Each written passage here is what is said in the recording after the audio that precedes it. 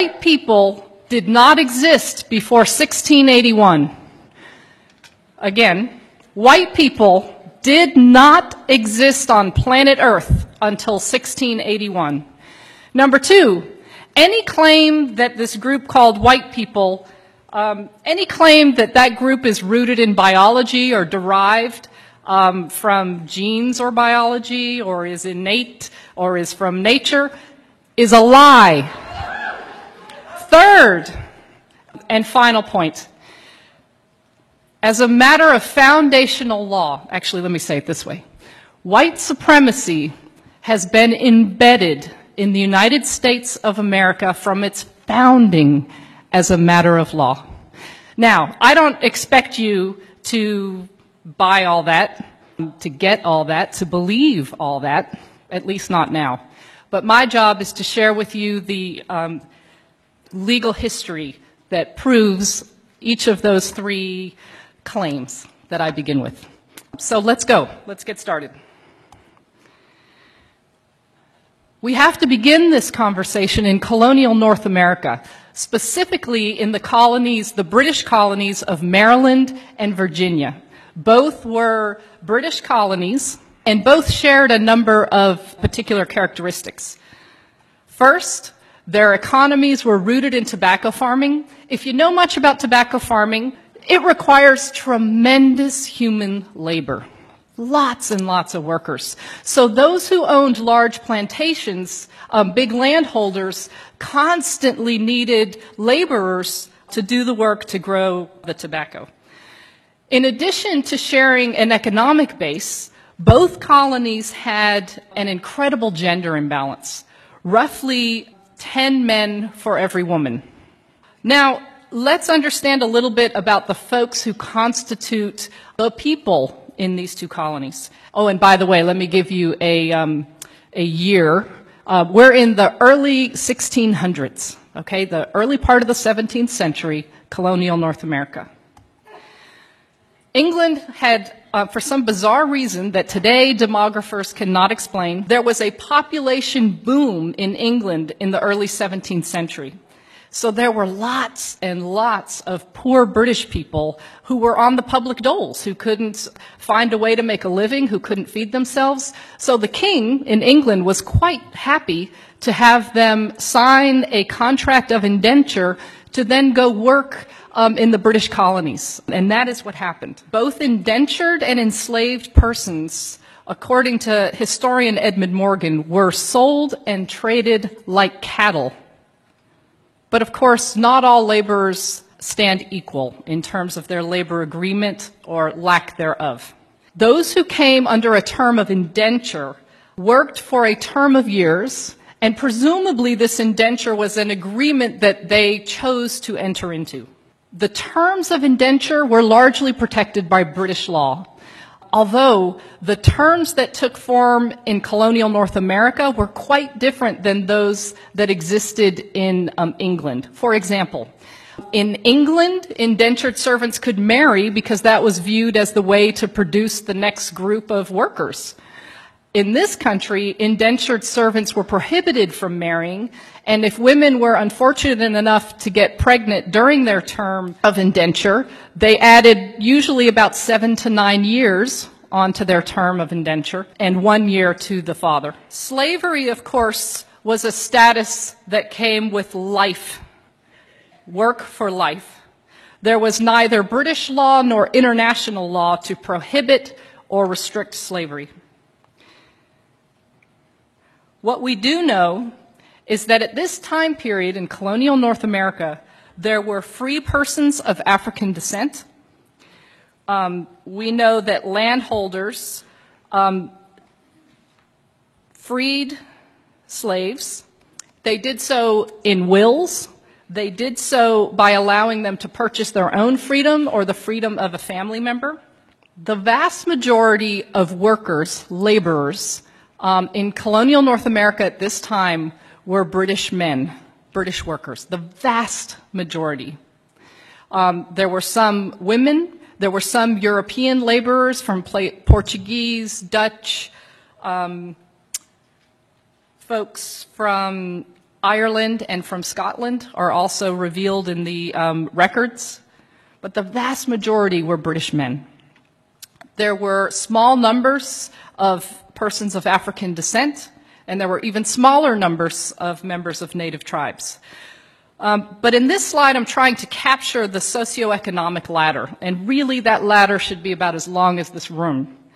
The landholding elite are, in today's parlance, that's the 1%.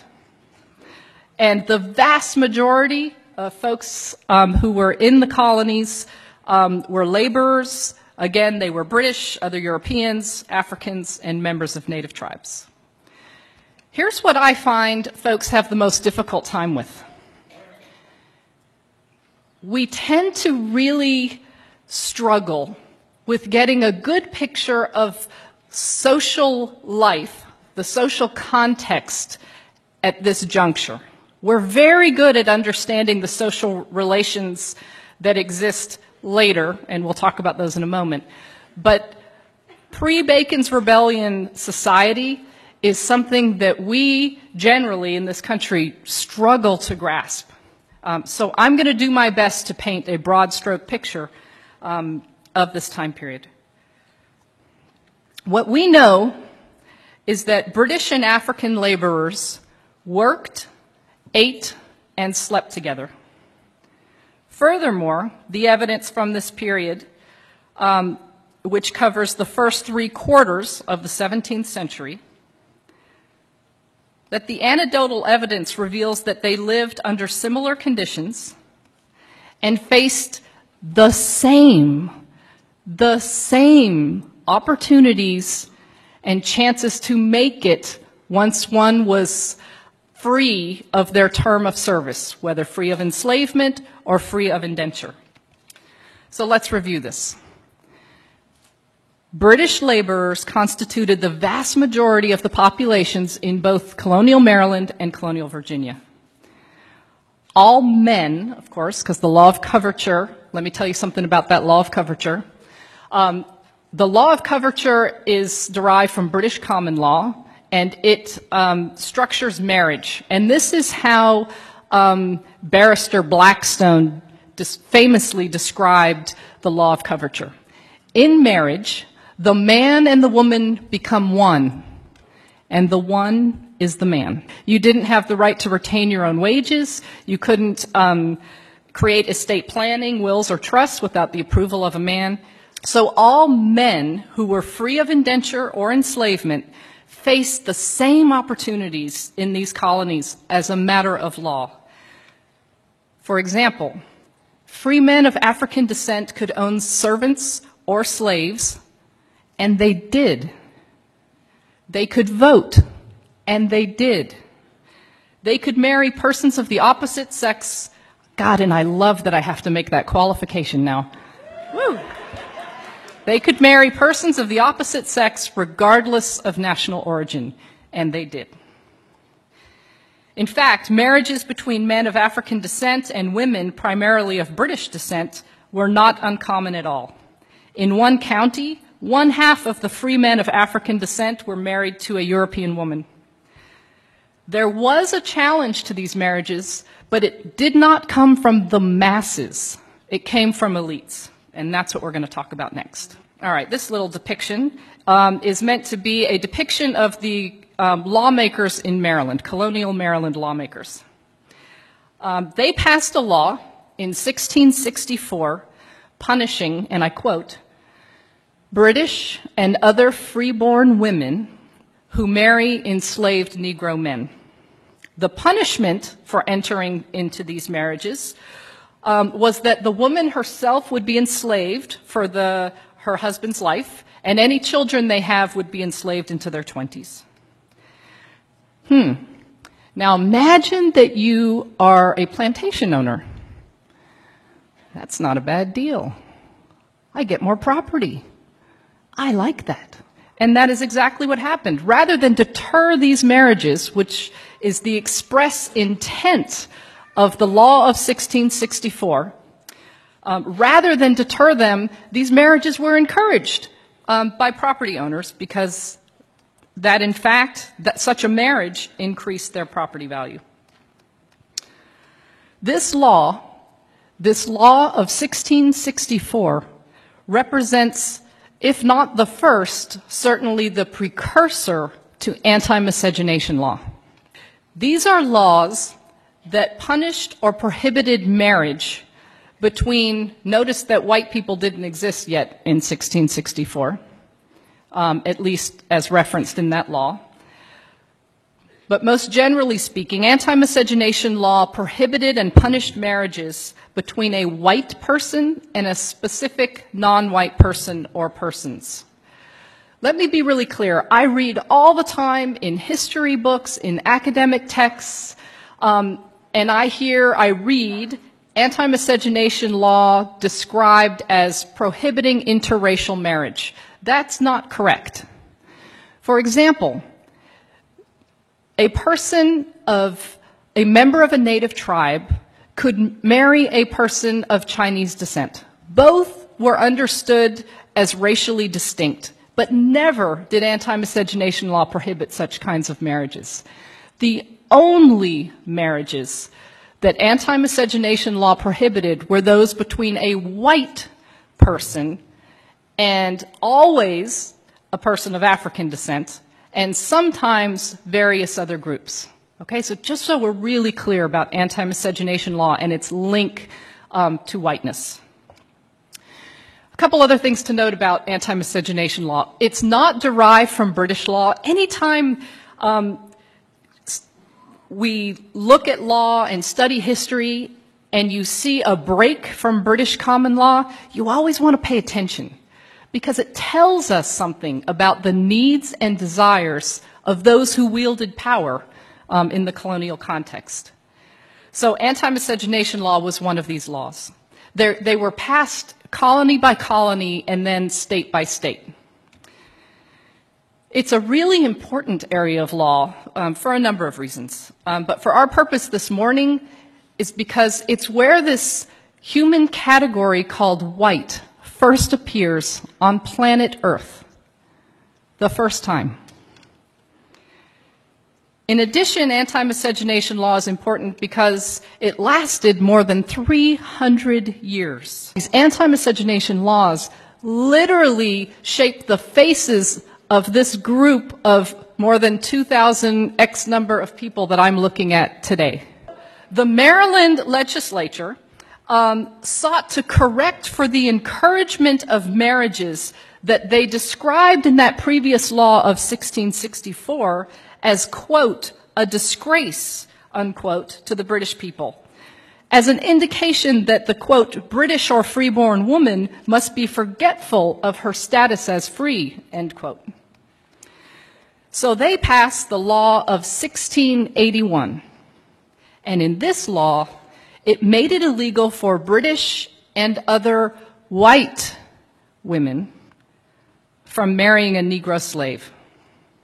And furthermore, the law punished any landholder who encouraged the marriages and any religious authority who performed it. This law equals the invention of the human category white. Did these group of laborers, some of whom were from Portugal, some from Holland, some from Ireland, Scotland, did they have a little genetic transformation that occurred right after the General Assembly in Maryland met, creating a genetic sludge that we can now call white? Virginia passed its first anti-miscegenation law in 1691. In Virginia, the law prohibited both white men and white women from marrying a person of African descent or a member of a native tribe. But lest I leave you thinking that gender equality was being created in this law, let me quickly dispel that. Studies of antebellum courts reveal that, in fact, anti-miscegenation law was that, at least in the language of the law, prohibited these marriages for white men and white women. But here's what we know from antebellum court cases. we know that plenty of white men married and or engaged in intimate sexual relations with prohibited women. However, very rarely were they brought to court and punished under the anti-miscegenation law. Very rarely. So here, pay attention to this. This law, in its enforcement, is largely focused on controlling the relationality and the sexuality of white women and non-white men.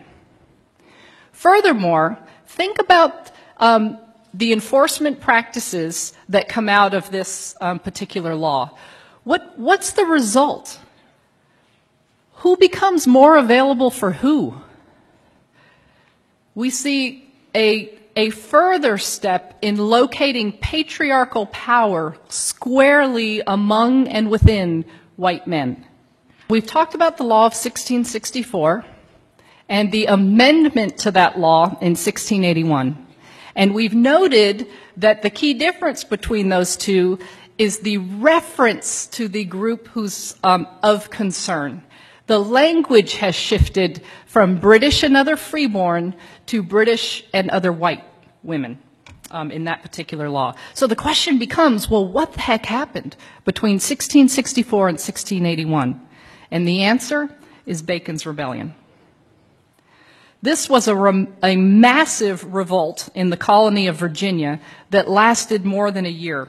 Let me give some background of the seeds of this rebellion, what helped give rise to this violent outburst.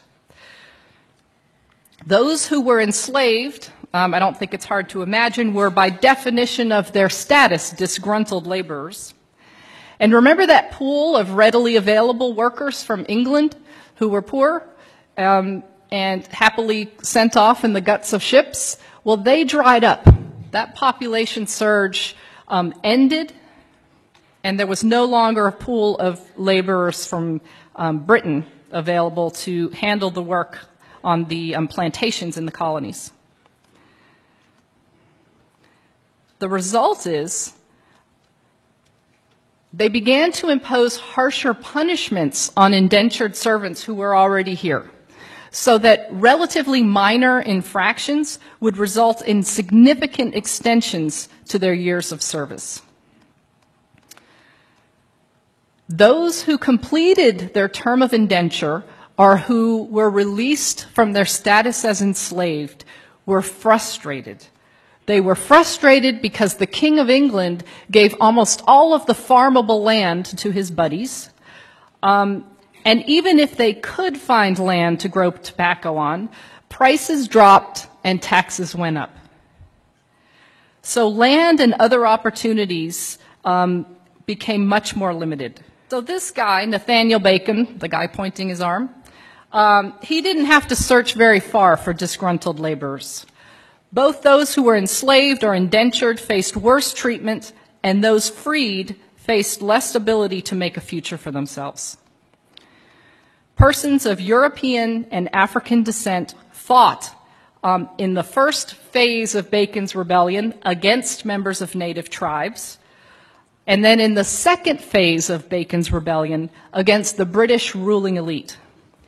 Nathaniel Bacon ultimately died from wounds that he received in a battle, and England sent troops into the colony, and that eventually quashed the rebellion. But not without having made a significant impression upon those who wielded authority and were threatened by this rebellion. Remember, this rebellion lasted over a year, and records from lawmakers in Virginia to the Legal Oversight Authority in England revealed that over 30% of the population were in support of the rebellion. Here were the lessons from Bacon's Rebellion. A united labor force is a threat to the form of capitalism taking hold within the colonies. Virginia lawmakers wrote letters to the Oversight Authority in London explaining that they intended to pursue a divide and conquer strategy in order to prevent future rebellion. It's only after Bacon's Rebellion that we see the emergence of white people as a group of humanity. Let's think about this for a minute. 1681, some lawmakers invent a new label for a group of people. Imagine, if you will, just for a second, for fun here, that I'm a lawmaker, and I just pass a law claiming that 3/4 of you in this room are crunchies. Okay? So 3/4 of you are crunchies, and the other quarter of you are not. Who gives a damn? Who would care? Some silly lawmaker came up with a label for you. It's really unlikely that it would mean much. But let's say I follow it with this. Those who are crunchies, you can pay no more than $25 a night for that hotel. No more. Those who are crunchies are the first to come into any room at this conference and the first to leave. The first in line at the bathroom, at lunch, at any other line that forms, and the first to get to leave. And that these privileges and advantages that come by virtue of this label that I asserted upon you as a lawmaker continues when you walk out these doors. That it shapes how you are treated and what you get to do for years and years to come. Imagine you're one of the crunchies. Imagine how you might start to feel. Wow, I must be special. Imagine you're not a crunchy. Wow, what's wrong with me? This is not fair. Let's return to the divide and conquer strategy. Laborers, prior and through Bacon's Rebellion, were united. They lived the same darn lives. They faced the same opportunities, rights, and privileges once they were freed from enslavement or free from indenture. That's about to change. A slew of laws were passed in the decades after Bacon's Rebellion and continued to get passed into the first quarter of the next century. The first slew of laws included the prohibition of free blacks from holding public office, the prohibition of blacks and native tribal members from marrying whites, the requirement that whites, upon completion of their terms of service, be paid goods including guns and gunpowder, a prohibition of free blacks possessing a weapon. We're going to come back to that. The prohibition of blacks testifying against whites. These laws began to give different meaning to these labels that prior to this moment just referenced where your nation of origin was. Not anymore. I want to return quickly to the law that prohibited free blacks from possessing a weapon. What this law did was essentially strip free black men of their ability to hold patriarchal power. Because look, under the law of coverture, here's how things worked. Men were in control, controlled women, their spouse, controlled their children, and had legal authority to do so, including severe beatings, all financial assets and land. The man had the control. But the exchange was that in exchange for that authority, he protects. That's the trade-off for patriarchal power. Stripped, made impossible by virtue of this law. And then let's look at this law that prohibited blacks from testifying against whites. We will see that throughout U.S. history. Mexicans prohibited from testifying against whites, Chinese prohibited from testifying against whites, and then it just becomes mongrels, the label, to include persons of Japanese descent and the like. So that's a law that we see throughout U.S. history. When you look at these laws, what's the message to white people? Each one of these laws has a message to this new group of people called white folks on the one hand, and a message to those who it denies or restricts on the other. Each one of them. This package of laws, first passed after Bacon's Rebellion, did something extraordinary. Let's imagine that that light up there represents the landholding elite, the 1%. And this represents the socioeconomic ladder in the colony, okay? And so this hand over here represents this new group of laborers called white ones. And this hand over here represents laborers of African descent and members of native tribes. Before Bacon's Rebellion and through it, these laborers had the same lives, faced the same opportunities, and that changed. But when you look at these laws that passed that created this change, it divided these, created different meaning for this group versus this group, but it didn't do a whole lot to lift the economic status of white people closer to that of the white elites. Very little movement up. What it did do was it plummeted the bottom, created a new bottom to colonial society, and shoved persons of African descent and members of native tribes there. So let's look at this group of humanity called white people. We learn from this history that white people were built upon the idea that British had of themselves as white, as Christian, as freeborn, as deserving of rights and privileges from which others can be denied. To this day, white people have not been defined as a matter of law to this day.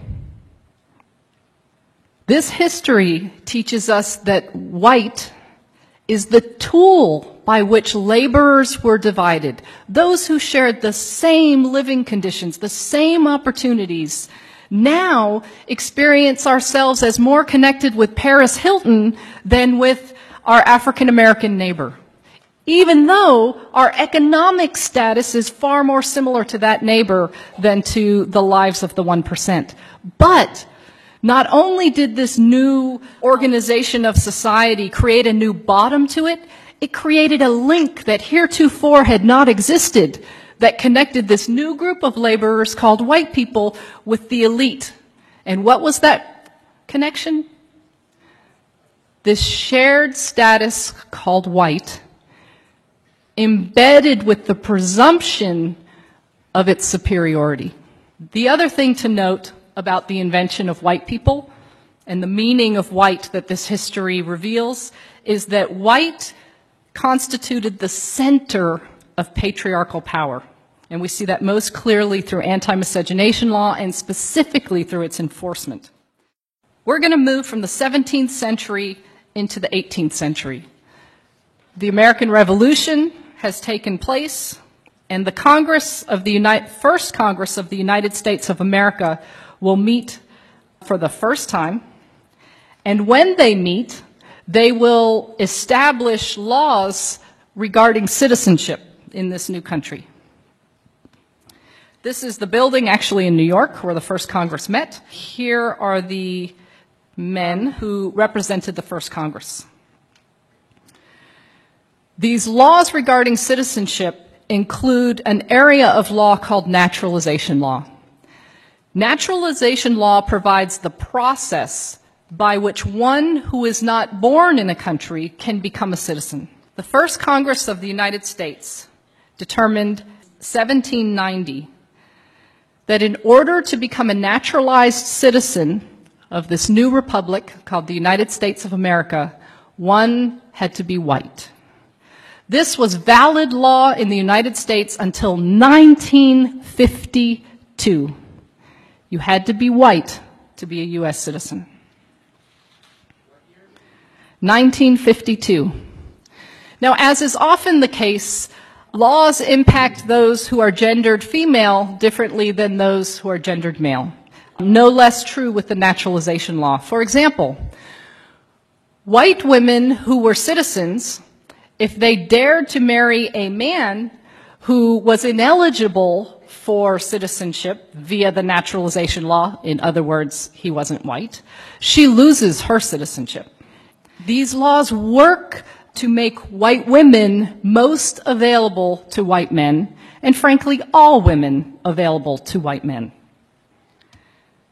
The requirement of whiteness in naturalization law has had a significant impact on various groups of people who've come to the United States of America. In fact, the naturalization law was a significant piece of evidence used in the Plessy versus Ferguson case in 1896 to determine that U.S. citizenship status and therefore the protections of the constitutions were never intended to be applied to persons of African descent. Naturalization law assured that the masses of Chinese laborers and then Japanese laborers and then various other groups of laborers who came to this country would remain cheap, dependent labor. Why? Because even though they were significant in number, especially relative to their employer and landholders and railroad companies, if you're not white, you're not a U.S. citizen. If you're not a U.S. citizen, you don't vote. If you can't vote, you can't voice your political needs and desires, thereby reducing these groups of people to dependent, cheap labor. In addition, naturalization law was used to block persons of Chinese and Japanese and Filipinos, and we could go on, various groups. Not only did it result in them getting paid less for doing the same job, but all kinds of taxes got imposed upon them. So there was a foreign wage tax, various laws were passed that blocked them from being able to work in the public sector, blocked them from being able to hold a managerial position, and then of course alien land laws were passed. These were laws that made it illegal for those ineligible for naturalization, i.e. not white people, made it illegal for them to own property. And so what's the result of these laws for white people, right? Because we're real good about seeing the harm that these laws cause for certain groups. But let's get the flip side of that coin. When I make a whole group of people ineligible to purchase land, it makes more land available and cheaper for me, for white people. When you're the lowest paid worker and prohibited from moving up as a matter of law, then those positions that get paid more, that are more desirable, are more available to white people. So we see, just from this one law, and I could spend another hour with you at least going through these combinations of law, naturalization law, anti-miscegenation law,